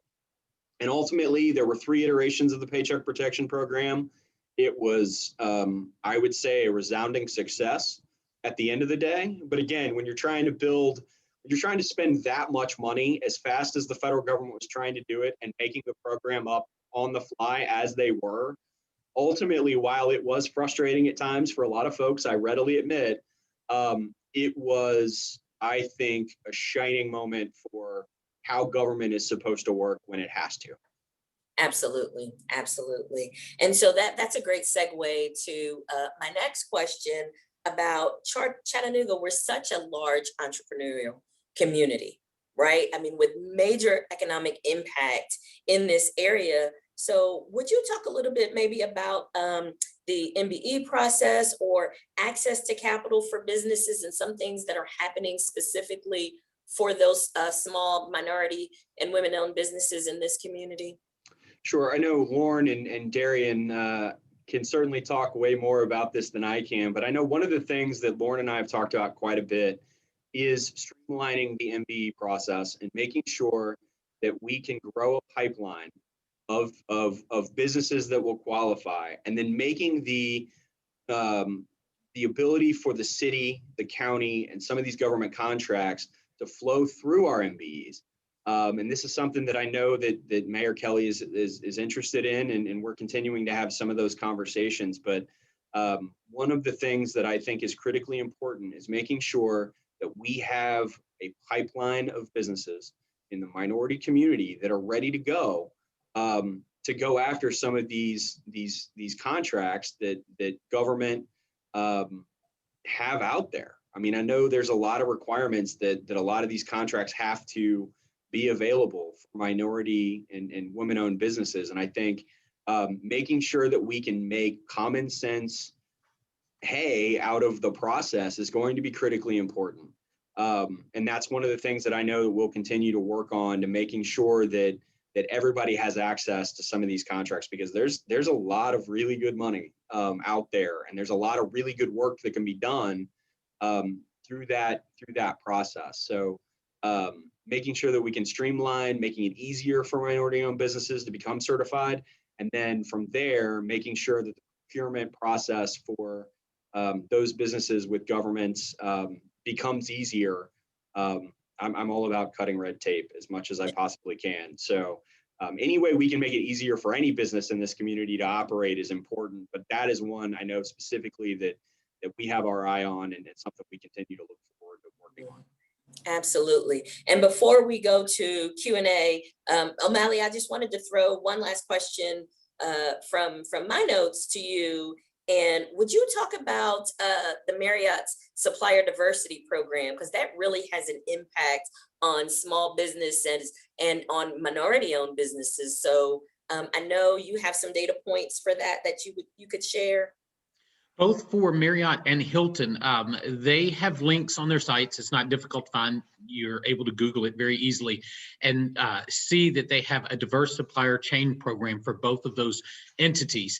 And it's just really interesting when you look at some of the statistics for these businesses, that it really is one of those things that make you go, wow, there are organizations out there that Chattanooga could be utilizing to provide to a bigger organization that may not be housed here. So just some statistical information that with Marriott International, they conduct business with more than 4,000 minority, women, LGBT, and disabled and veteran-owned businesses.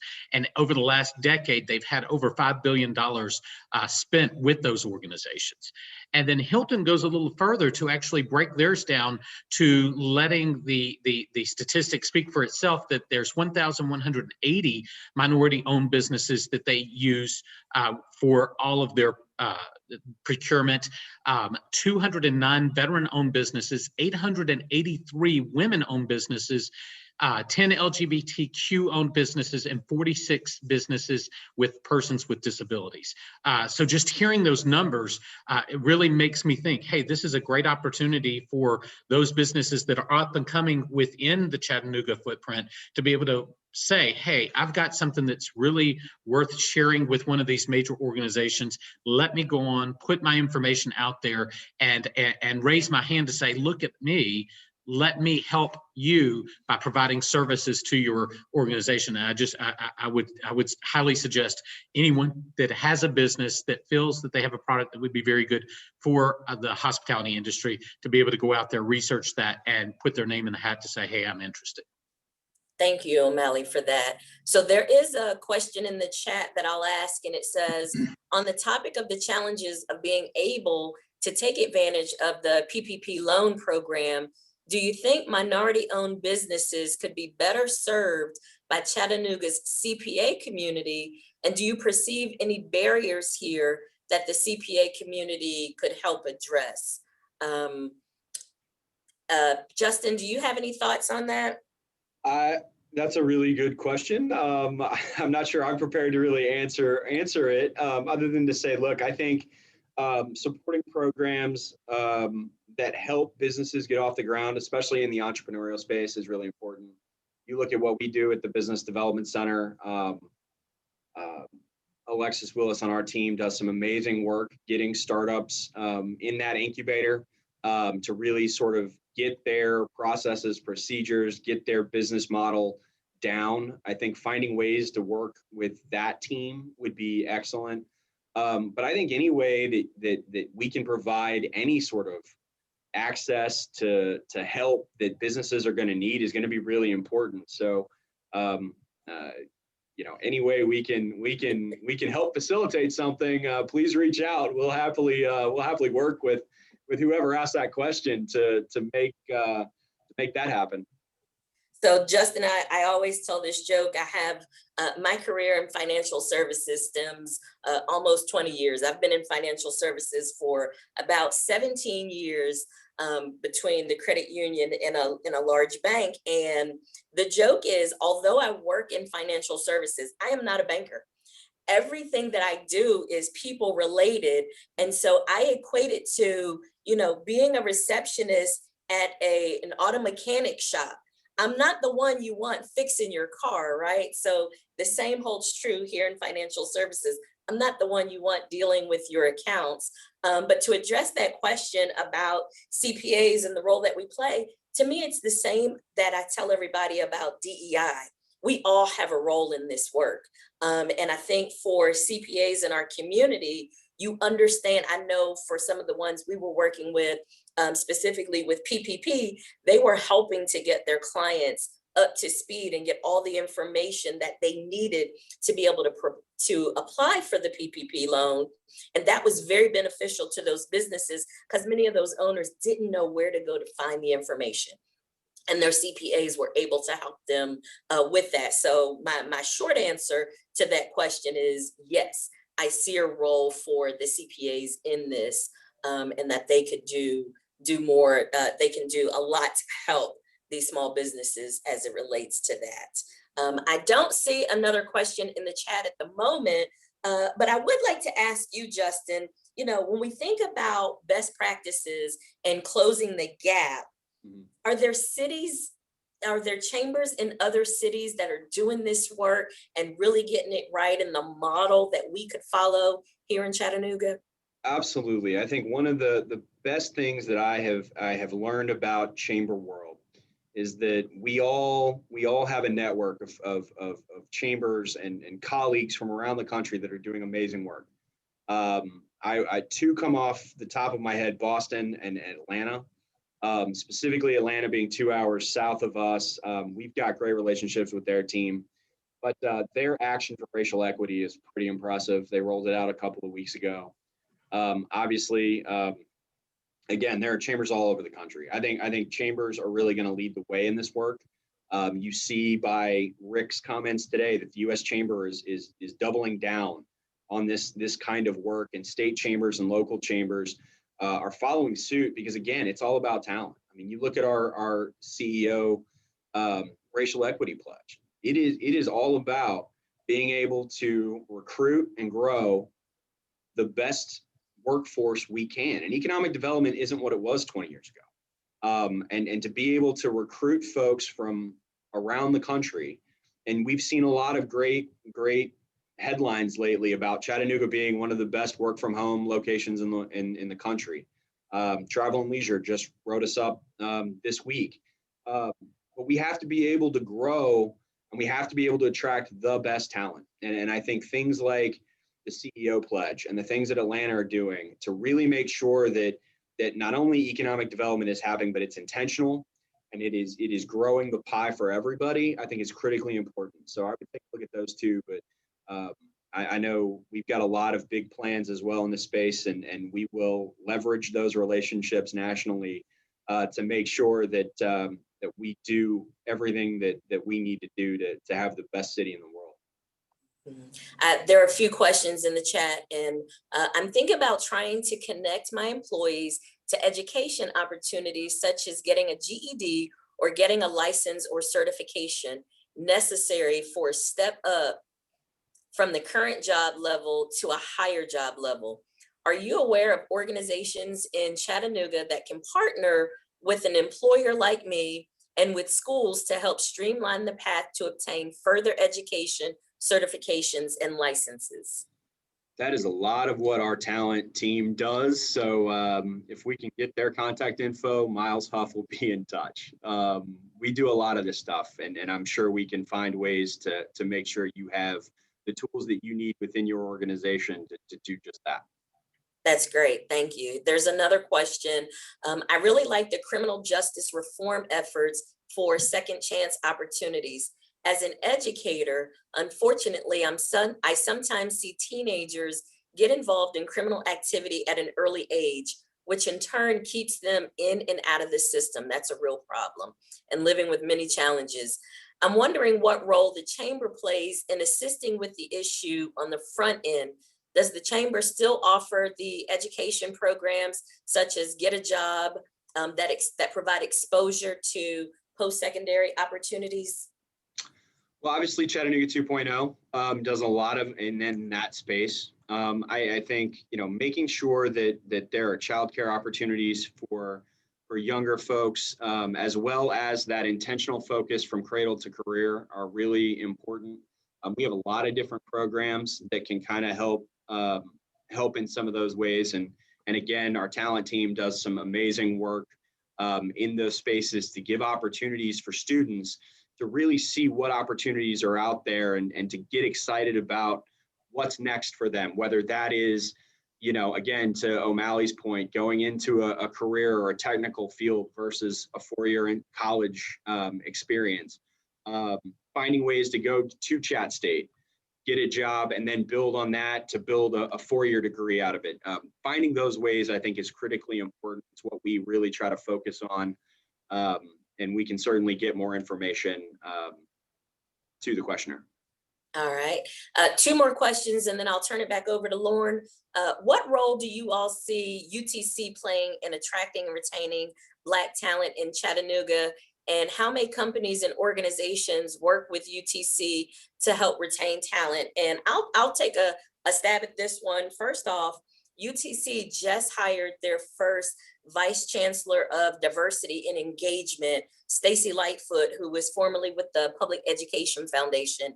And that is an exciting opportunity for both Stacy, the university, and for Chattanooga as a whole. And so to answer that question, I see us doing a lot more in that regard and helping to attract and retain Black talent through UTC. I know there are businesses like Blue Cross Blue Shield and EPB and the credit union that are already working with UTC to keep that talent here in Chattanooga, especially through the Styles Hutchins Fellows. And I'm really hoping that that program continues.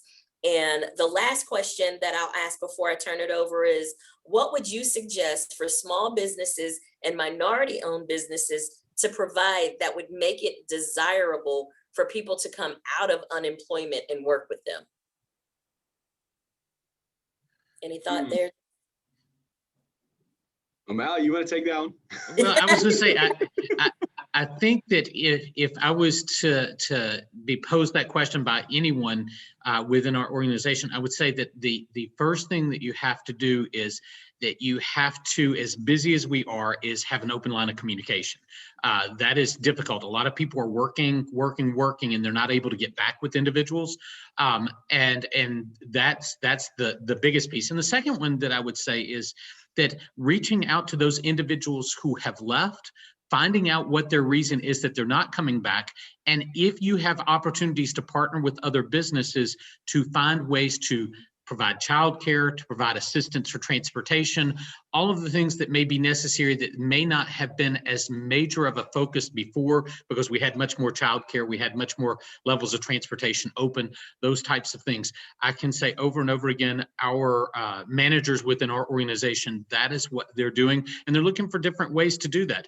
Is it giving a small credit to someone to say, hey, here's a small stipend to help you offset the cost for the childcare because you're not able to get it at the smaller business that you used to because they're gone, or the independent person that was doing it because they don't do it. Here's something to help you offset the higher cost that you'll have there. And then I can say this over and over again, being flexible. That has to happen. Even if it's 2 hours a day, they're coming in and working, that flexibility, getting out of that mindset of I need someone for 8 hours, I need someone for this shift.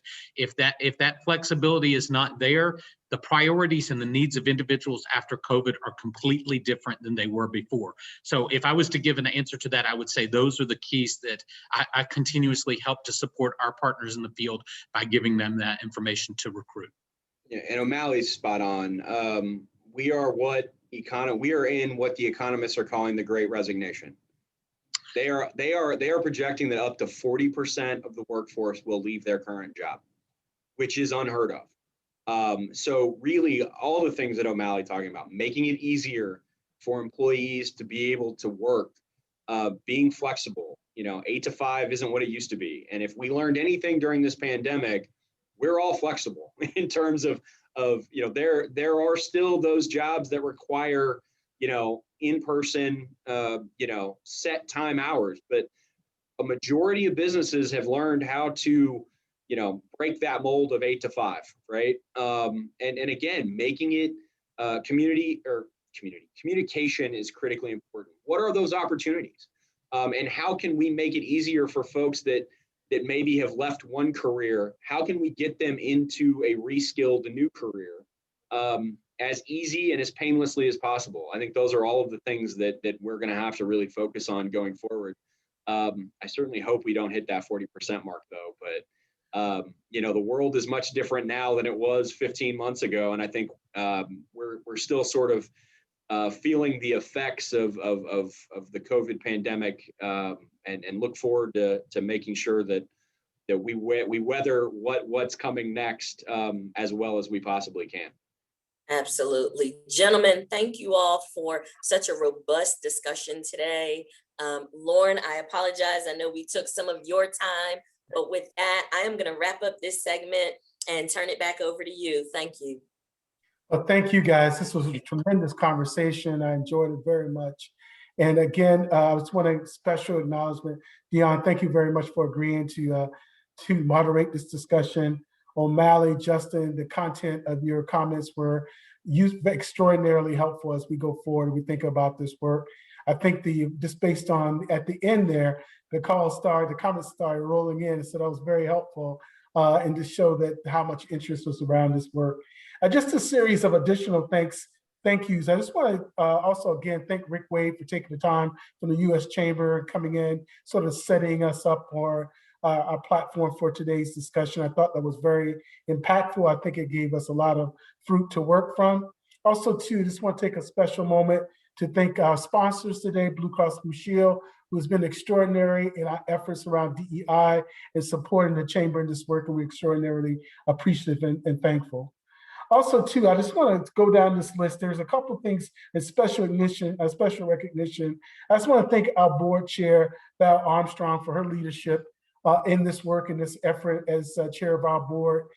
It's been an extraordinary opportunity to work with her these past, I guess 8 months now since I've been a member of the Chamber. I just want a special shout out and sort of express my appreciation to her.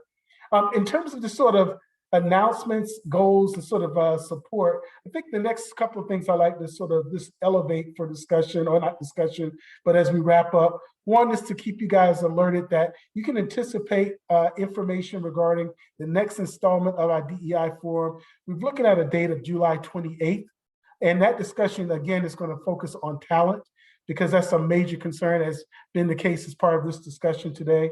Also, we recently sent out an email to those who signed off on the CEO pledge. Happy to report we're up to 85 signers, very excited about that. We sent out an email with the express purpose of extending invitation to our DEI advisory. For those of you who have signed on the pledge, I do look forward to receiving information from you guys. And if you have questions, don't hesitate to email me. Also, too, I just want to encourage you on that note, please sign the pledge. We really are making some substantial gains in that area. You can tell based on the content that Rick Wade provided, this is an extraordinary opportunity for the city of Chattanooga. It intersects with so many different facets of our everyday life.